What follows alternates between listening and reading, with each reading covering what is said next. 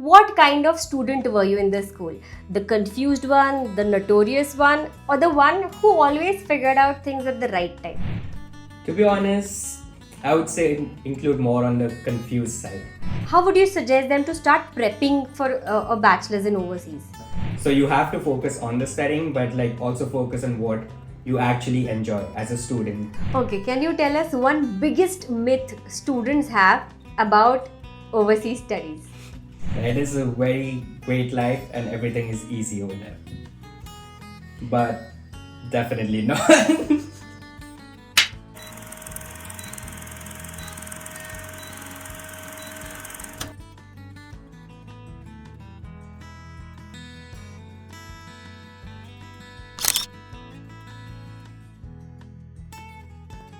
What if everything you were told about class 12th, engineering, and overseas studies is not the complete picture? What if choosing the safe career path is actually holding you back? What if getting into a top university like John Hopkins has less to do with perfection and more to do with what really matters? Welcome to the Brain Boat. Today we are going to have a different conversation. Here we will talk about how to build a career in engineering. We will navigate through overseas studies, and most importantly, we will learn what really matters while you're trying to figure out your future. Today, we are going to talk about Bachelor's in Photonics Science and Engineering and Master's in Biomedical Engineering. My guest today is Neil Gandhi, a biomedical engineer who went from India to University of Central Florida and landed up in Johns Hopkins to complete his master. Today he works at an intersection of healthcare and technology hand in hand. But the most important part is he was at the same point when most of you are right now. Confused, curious, trying to figure out what to choose in limited resources. So now you would say why this conversation is different? It is different because we are not making a reel just to highlight things. We are going to talk about the real journey, the lessons, the mistakes, the things Neil experienced and always kept thinking that if there was someone to guide him at the right point, things would happen different. So let's dive in. Welcome to the Brain Boat, Neil. Thank you. I'm really excited to be here. Let's talk about how everything helped me build myself up right now in the Oh. US. Okay, so before we dive into all your achievements and everything, we would want to know that what kind of student were you in the school? The confused one, the notorious one, or the one who always figured out things at the right time? To be honest, I would say include more on the confused side. I knew what I liked. I like science and engineering, but I didn't have like a clear path or like I wanted to do this engineering or that thing. I was more like, oh yeah, I like science and technology. What can I do with it? So I, I would say I was more on a confused side, but as the time passed by, things happened and things grew. I learned more things and I just became more confident in myself after. Okay, so what was that one moment which made you decide that, okay, this is probably the right field that I should choose? What was that one turning point? That's a really good question. Because knowing myself and my family with having a background in something similar, I always was curious. Like, always had the knack of doing something very different. So, like, even when I was in India, I was to do, like, my mom used to put me in abacus, robotics, Latin dancing, which was not very common to other people in India at that age. So I always wanted to do something new. And then I found this course online called Photonics Science and Engineering. And I got like super curious, like, what is it? And I was like, oh, wow, it's all about light, lasers, new technology. So I dived into more and I was like really excited to do it. So I was like, okay, I need to do this. And I just got into it. Oh, okay, that is amazing. So while you were researching about this course, did this course also happen to be there into Indian universities or was it only available in overseas? Sadly, it wasn't available in India. I looked into it a lot. And also in the US, for bachelors, only 6 universities had this course. So it was a very niche program, but I was like, okay, niche is even more better for me because it will be right into it what I want to do. So I was like, Okay, I guess US it is, so couldn't do it in India, sadly.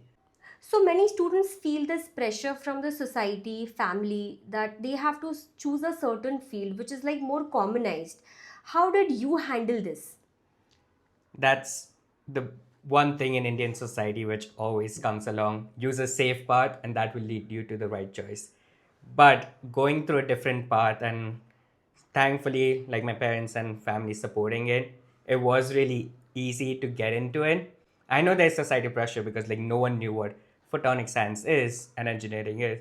So I was like, okay, but like if they knew deeper into it, if you dive much deeper and what your passion is, I think you should follow that more than the societal aspects, because at the end you are going to be in it and you are going to do it. So if you don't enjoy it, even if you go for a safer option, it's not going to help you that much basically. So that's why I just went into what I actually was interested in and what I liked. So That's so true because many of the students get confused at the same point. That's just because to choose a safe option is gonna yeah. give you the right path. So Exactly. probably that's just a confusion about it. Definitely, yeah. Let's talk about your academic path. Like while you chose your 12th standard, you weren't clear about which field you're going to select. So at that moment, what was that one thing you thought that I should focus more on that will help me choose a further career? This is a great question because, to be honest, till the end of my 12th board exams, I didn't have a correct path or like a chosen future path.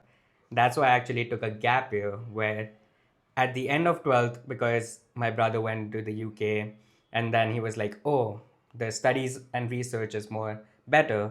So we started looking into it.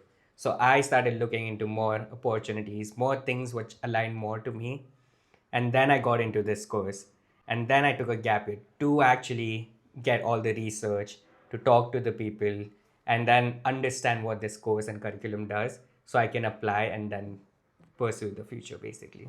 Okay, so if there's a gap year of a year or so post your 12th, does it cause an issue for getting admission, or it's always better to be prepped with additional exams or anything like that? I don't think it causes an issue for sure, but like it depends how you use your gap year. Because I use my gap year to give the SATs, the TOEFL, the IELTS. So I was preparing for the future where it actually mattered for me. So that's why a gap year was important for me, because it made me plan the whole structure better. Because if I had decided before, I would have had to give those exams before and it would have been fine. But if you're so confused and like so into everywhere, might as well take the time off to actually rethink about what you actually want to do. So I think a gap year, depends how you use it, can be beneficial, but can be, if you just waste it, is of no use. So you have to justify why you took a gap year basically. Brilliant. And also, if currently a student from class 10th or parents for students from class 10th or 12th are watching our video today, how would you suggest them to start prepping for a bachelor's in overseas? I would say start looking into courses and things what you actually believe would fit you correctly. Like I love science and technology, so I went looking into courses similar to that. So I feel, I know 10th and 12th board marks are really important and stuff. So you have to focus on the studying, but like also focus on what you actually enjoy as a student. I enjoy math, I enjoy science, what courses, and like what university has what curriculums, which is also really important because each university curriculums are very different. Hmm. Even in the same degree, they'll still have different classes and curriculums. So might as well look into those things and how actually those align to you. Okay, so this gets me to the next question, which is for 12th standard student, is it mandatory to just focus on the 12th standard grades and then prepare for your entrance exams, or just keep it hand in hand? I mean, you can have average marks in your 12th standard, but still have a good SAT score and then end up getting into a good university. So because of my experience and my gap year, I would, if you all don't want to waste a year, I would definitely say hand in hand goes really well. I have a lot of friends who have come directly after 12. They've given SATs, exams, everything together. Me taking a gap year, yes, I had more time on SAT, IELTS, and TOEFLs to study for, so I did get a better score there. but my 12th grades were not as great, if saying right now, they were not as good. So it doesn't really matter that much. But yes, you definitely need to keep curriculum and academics. Like academic has to be still good to get into a good university. So I would still do both hand in hand, because even if you it basically the like the entrance exams as SAT, TOEFLs, they're more of like to build yourself as a communicator and just how you talk. It's just English. So it's going to help you even in 12th grade and even in future. So I might as well do it hand in hand. That is very important because students nowadays probably don't have a clearer picture on what they want to choose. But if someone is watching our video at the moment and gets a clearer picture, might as well start preparing for these exams and does not have to spend that extra year. Definitely. So, based on the answer that you've given right now, if there are three things that I segregate, which is grades, skills, and curiosity, how would you rank them? Hmm, that's an interesting one. I think I would go with curiosity the first, because as you're more curious, you'll ask more questions, you'll talk to people, you'll interact with people, and that's going to actually grow yourself. Skills will be the second thing, because to be curious, and the skills are just going to help you remove your curiosity and put it into action. And grades obviously after that matters, because you want to show everyone also like, oh yeah, your skills and your curiosity do lead up to something which you actually want to achievement. So I think curiosity, skills, and grades would be my ranking. Okay, so every student should be curious. So he starts preparing for it and then finally gets the exact grades, is what we are trying to explain. Yes, for sure. Okay, so one more thing is, what is that one misconception that every student has about engineering in general? Let me think. It actually, I think one biggest misconception is engineering is a safe major and it's going to get you somewhere. But I feel like engineering is more about problem solving.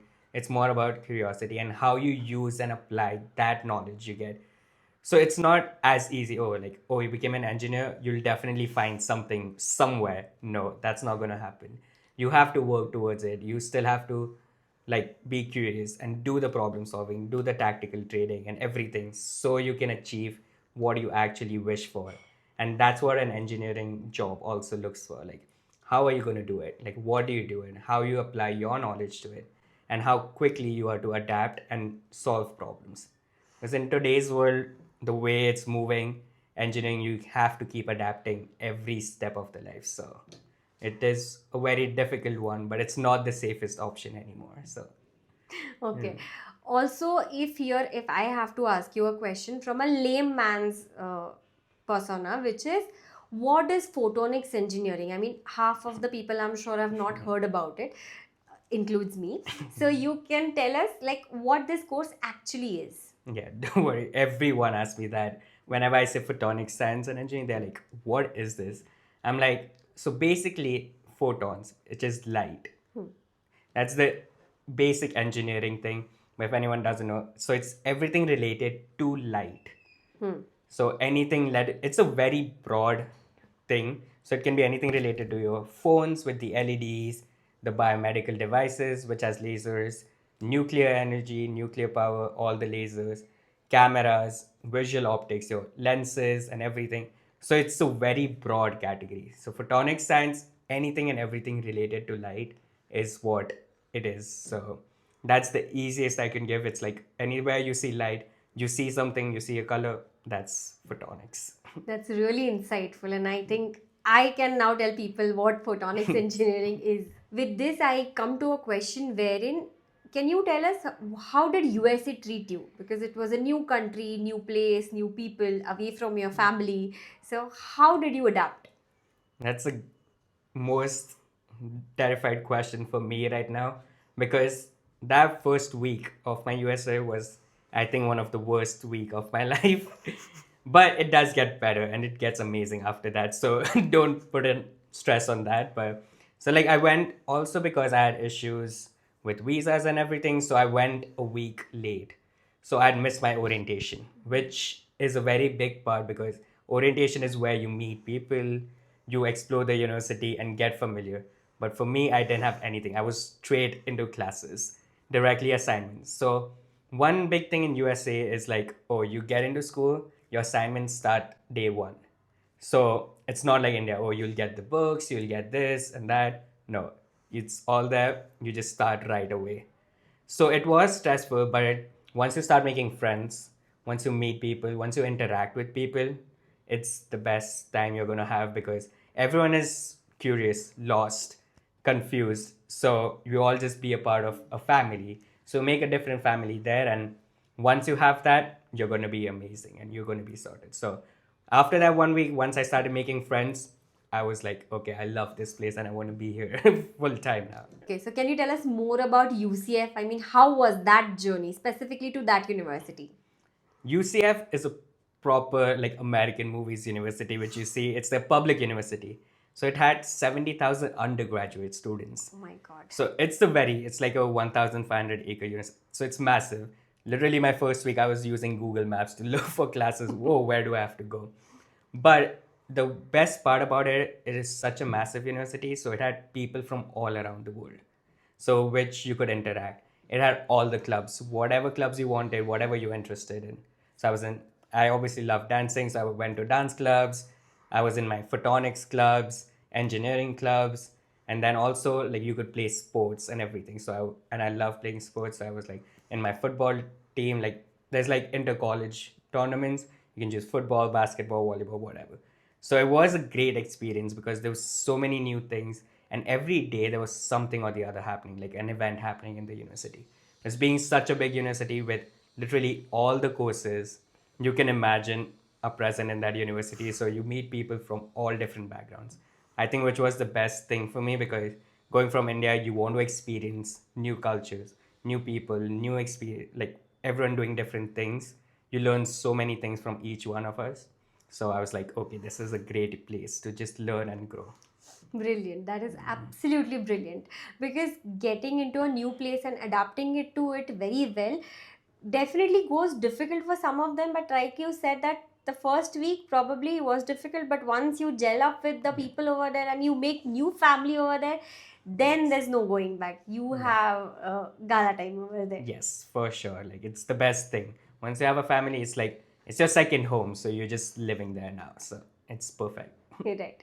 So now can you tell us more about the UCF? I mean, how long was your course and how was the semester pattern, the grading scales and everything? So basically, the crazy thing about US is there's no certain deadline of like courses or like how much, oh, you're going to finish engineering in 4 years, 5 years. It doesn't matter. It's all on you. So I finished in 4.5 years. So, but like what happens is each semester you have to select courses. So being an international student, you have to be a full-time student, which is 12 credits. And usually each course is like 3 to 4 credits usually. So at least 12 credits you have to have, and you can go higher also. So depending on your workload and how the classes are, you decide how many classes you want to take. But 12 is the minimum required for a bachelor international student. So you do that, and then the grading is out of 4.0. So the GPA style is like 4. So like an A plus is 4. A is like B, like A is like 90 plus or 90ish, and like B is between 80 to 90. So like according to that, each classes has different things. The best and the worst thing is all it like depends on the professors over there. So each course you take depends on like what professor you get. So you do have an option to choose the professors. So it would be nice once you get into the university, talk to the seniors and everyone, like which professor is actually good and like what you would learn the most. And then you can try to get into their classes. So it's all basically on you and nothing is written for you like over there. So there it's all open ended. So it really depends. You can finish the engineering in like even 3.5 years, or you can take like 5 years also. So it's all basically on you. Okay, so it doesn't make much of a difference. The duration will not make a difference for the students. And post you completed your bachelor's, what was that one point which made you decide that yes, I should complete a master's now and in the same country? But somehow your university changed though. Yes. So walk us through the UCF to John Hopkins journey, and how was it? So the best thing in UCF was my career advisor. He was really good, like for photonics science and engineering. He helped me a lot. So I used to always go to him, oh, I want to do this. This is what I'm planning. And then I told him because photonics science and engineering being a niche course, and in Florida, mainly any laser related things were associated with the government. So which I couldn't do. My safest and the thing I actually also liked was more biophotonics, so biomedical engineering. So I went to him and spoke to him like, what can I do? Like, oh, how do I get into biomedical engineering? He's like, oh, this is the path. So he gave me a whole path. And then he told me, so I spoke to my other professor who actually taught me biophotonics. And he told me, oh, this is what you want. These are the best schools like John Hopkins, Columbia, Duke.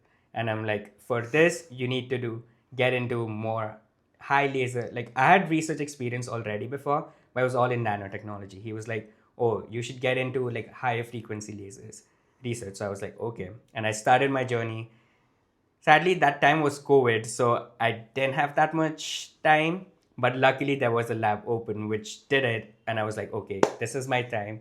So I got into it, and then I was like, okay, I want to do biomedical engineering because I loved biophotonics class with him. Because people, the funniest is like when I spoke about photonics, I'm like light and lasers. Always they thought about like, oh wow, so you make like bombs or destruction with laser. I was like, no. So I wanted to change that perspective of photonics engineering also into like, oh, it can get into medical devices to actually help the healthcare and actually do something innovative to help people everywhere. So I was like, okay, I'm getting into biomedical engineering for sure. And then that process started, and I got into my research. I worked hard there, and biomedical engineering, like I did biophotonics, I did biotechnology, and I was like, okay, I just focused completely into it, and that just changed everything. And I was like, okay, then I just focused more on the application process for Johns Hopkins and the other universities also. So, was it really easier for you to apply for these kind of universities just because you were a bachelor student from the USA itself? And if a student who's completed his engineering in India wants to apply for universities like these, what is the major difference that these students will see? I think it was pretty easy for me because I just had to transfer a few things here and there and get letter of recommendations and write my statement of purpose. The only difference, the Indian might not be also a difference. I don't know how engineering in India works, like how your relationship with the professors or things are.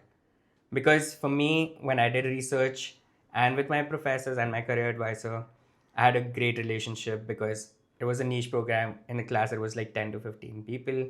So they knew me really well. So they were happy to write a letter of recommendation for me, which gave more personal touch. And also, my letter of statement of purpose said about all stuff. So in India engineering, that's the main thing also, to make that connections with your professors. So they write a good letter of recommendation for you, who actually know you also.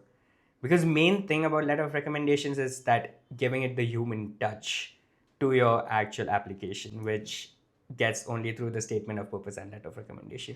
So I think that would the only be the difference. But a lot of Indian students apply for masters, and like even in John Hopkins, there was so many Indians who actually came the first time to the US.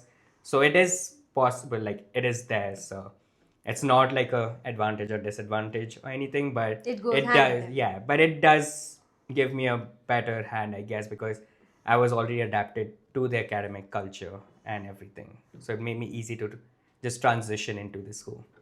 Okay, so can you tell us more about the scholarships? How do that work for students while you're applying for your master's degree?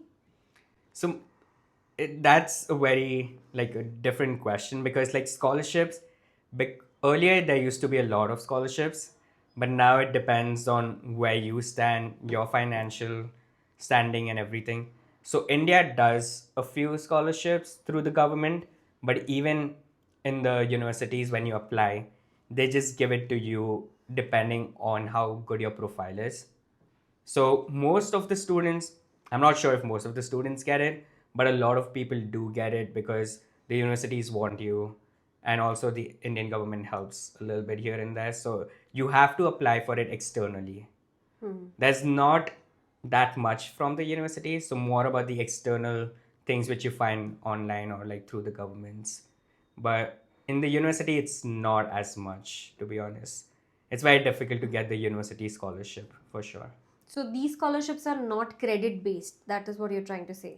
The outside one, yeah, not that much credit based. It's more on like, it does ask you for your GPA and your academics, but it's more on like how your financial standings are. University are credit based, but it's also very limited. So it's very difficult usually to get a scholarship there. Okay, this gets me to the next question, which is like, how do part time jobs work? And if a student is doing a part time during his bachelor's or post his bachelor's, does that make any difference on his profile for his master's application? That's a great question. It definitely does. Because any experience you get is teaching you something like problem solving or getting you more experience of the real time industry and everything. So it definitely helps to put in your resume also, because what the masters, like actual academic people check is like, oh, what experience do they have, and like part-time does as an experience, and like what have you learned in it, how is it going to help you for your master's course, and how is it going to help you to shape your future, which all also depends on your part-time. So it definitely does help in doing it in bachelor's. And how easy is it to get a part time job? And what are the platforms that you can search for these kind of part time jobs? So being an international student, you can do part time for sure. So it's called co-op. So it does take time from your OPT. So which might be a problem later because your that time gets cut. But it might also help you because oh, you already have a part-time job with that company and they might turn you into full-time after a bachelor's if you want to do that. Or if you want to go to a master's, they might help you with that either. So you never know. So to find a part-time job, I usually use like check all social media like LinkedIn, Indeed, Workforce. So there's a process when I apply for it also. When I even check it over there, the jobs, I apply there, but I also make sure I message or email who is hiring to give them information about yourself. Like kind of like a cover letter, but like in an email response, like why you are actually interested. It does put you on a step higher because not everyone does it. So that definitely helps when you apply. So they might take you more seriously. Oh, like this person really wants you. So that definitely helps. And there are a bunch of college fairs which happen in the universities. So you can definitely check those out also. But usually, being an international student, it's very difficult getting part time. But there are a lot of people who do get part time, whose part time also turns into full time. So you never know. This is really insightful for every person who is listening to this video today, because there are huge number of students who are planning for their overseas are actually in the overseas right now, and this information definitely is going to be a helping guide for them. Okay, can you tell us one biggest myth students have about overseas studies? It is a very great life and everything is easy over there. But definitely not. So, if a student currently planning for his overseas journey is watching our video, give me 5 pointers that he should start preparing like today itself. So I'll definitely say Do you also want to know more about it? Then stay tuned with us for part 2, where we will learn more about research field, career opportunities, rejections and failures, mental health, and many more topics like this. Until then, dream big, plan smart. Happy learning.